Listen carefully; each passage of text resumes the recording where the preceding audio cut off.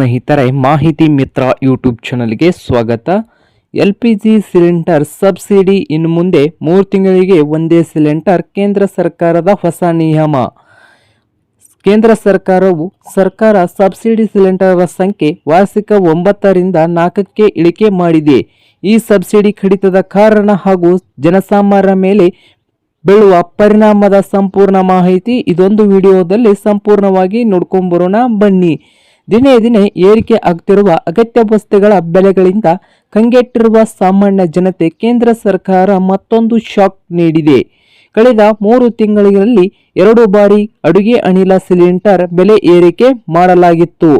ಬೆಲೆ ಏರಿಕೆ ಬೆನ್ನಲ್ಲೇ ಇದೀಗ ಬಡ ವರ್ಗದ ಆಶಾಕಿರಣವಾಗಿದ್ದ ಪ್ರಧಾನಮಂತ್ರಿ ಉಜ್ವಲ ಯೋಜನೆಯಡಿಯಲ್ಲಿ ನೀಡಲಾಗುತ್ತಿದ್ದ ಸಬ್ಸಿಡಿ ಸಿಲಿಂಡರ್ಗಳ ಸಂಖ್ಯೆ ಸರ್ಕಾರ ಭಾರಿ ಕತ್ತರಿ ಹಾಕಿದೆ.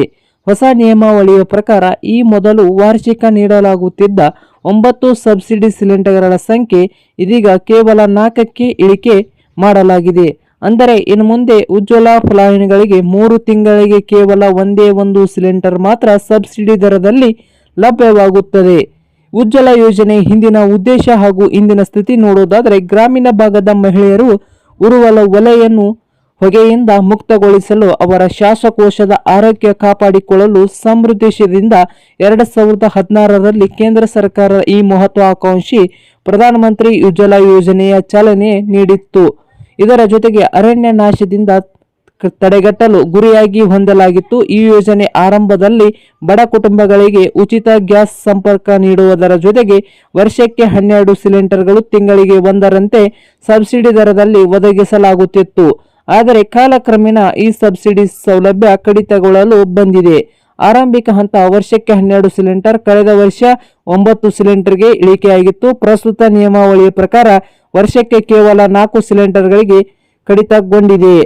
ಸಬ್ಸಿಡಿ ಕಾರಣವೇನೆಂದರೆ, ಏಕಾಂಗಿ ಈ ರೀತಿ ಸಬ್ಸಿಡಿ ಸಿಲಿಂಡರ್ ಸಂಖ್ಯೆ ಕಡಿತಗೊಳಿಸಲು ಪ್ರಮುಖ ಜಾಗತಿಕ ವಿದ್ಯುನ್ಮಾನದ ಜನರ ಬಳವಳಿಕೆಯ ಅಂಕಿ ಅಂಶಗಳ ಸರ್ಕಾರ ಮುಂದಿಟ್ಟಿದೆ.